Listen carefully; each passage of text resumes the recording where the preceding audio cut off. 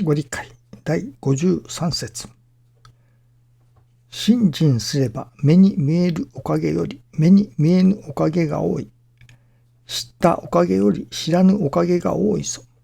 後で考えて、あれもおかげであった、これもおかげであったということがわかるようになる。そうなれば本当の信者者。あれもおかげであったとわかるとき、過去一切が生きてくる。現在持っている難儀があったにしても、これも事実はおかげと悟るとき、ただあるものは親愛のみと分からせていただきます。肉眼に見るおかげは氷山の一角でありますから、どんなにお礼を申しても足りません。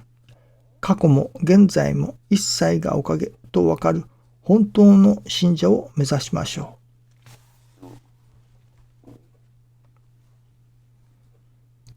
一切がおかげと。そのおかげというものが自分の都合が良いようにことが運ぶ。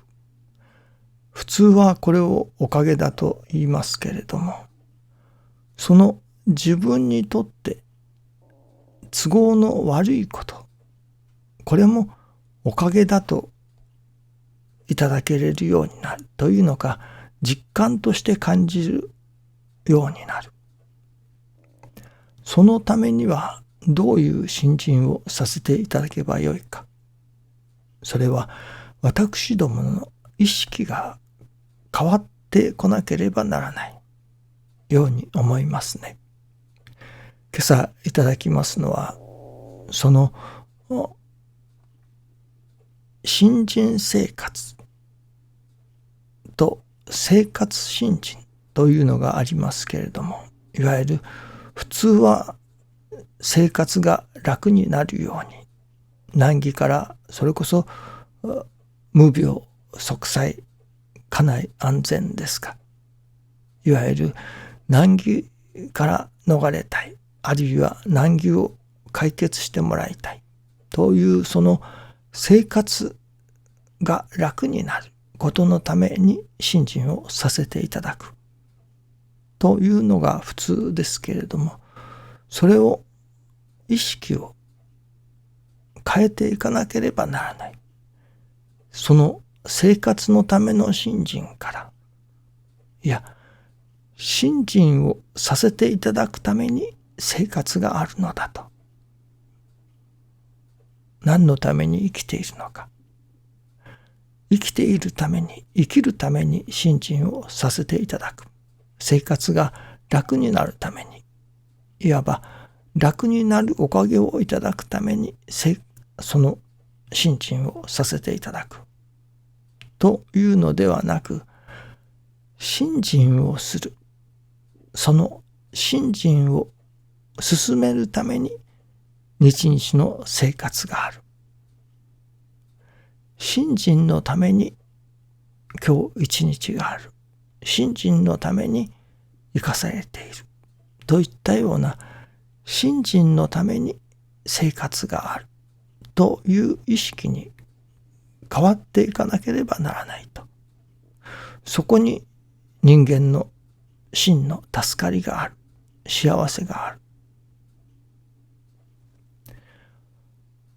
仕事をするでも、お金儲けのために仕事をするのではなく、信心をさせていただく。信心の取り組みのために仕事をさせていただく。という意識に変わっていかなければならない。というようなことを今朝は教えていただくのですけれども、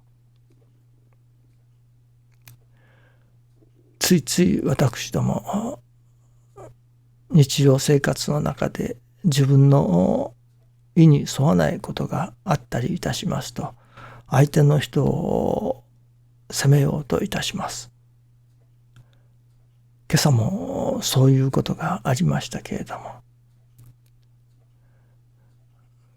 ついつい娘をこうすればいいのにとか責める心が湧いてまいります。どうしてこういうことをするんだろうかとか、それでは信心ではありませんね。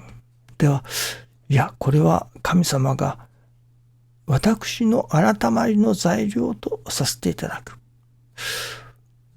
これはどこをどう改まればこういう人を責めるような心を起こさずに済むのか。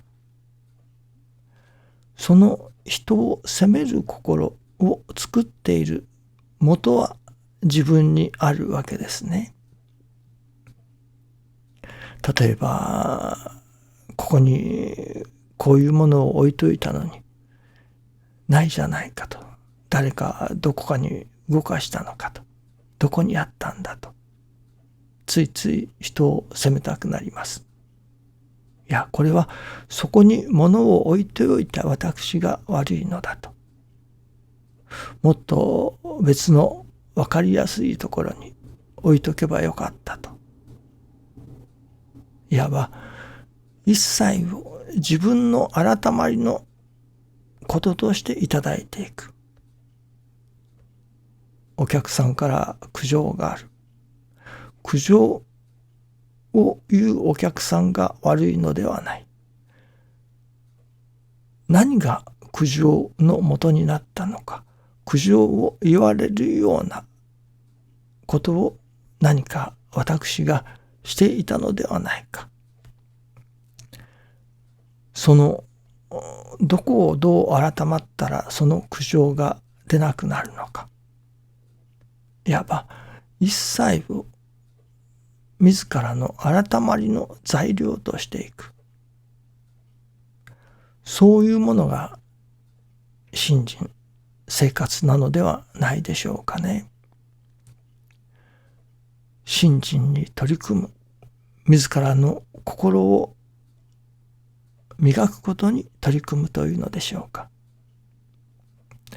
一切の成り行きを通して自らが改まっていくことに取り組む。あのことによって改まることができた。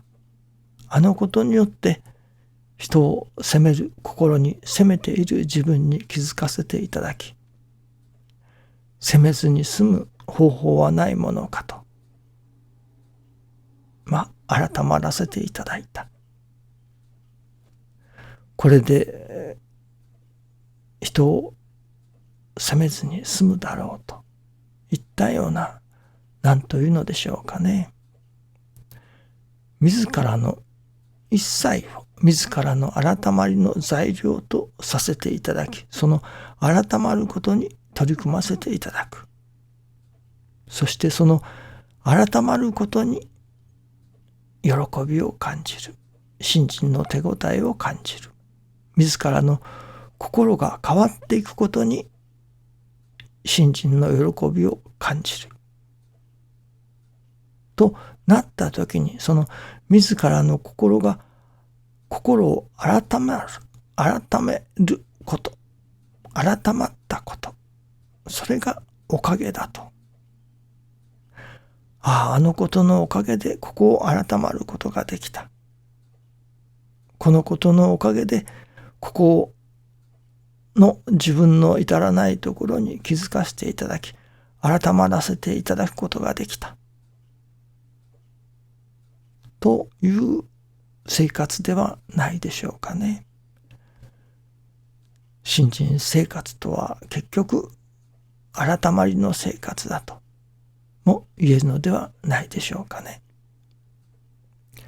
その自らの改まることのために一切があるのだとも言えると思いますね。どうぞよろしくお願いいたします。ありがとうございます。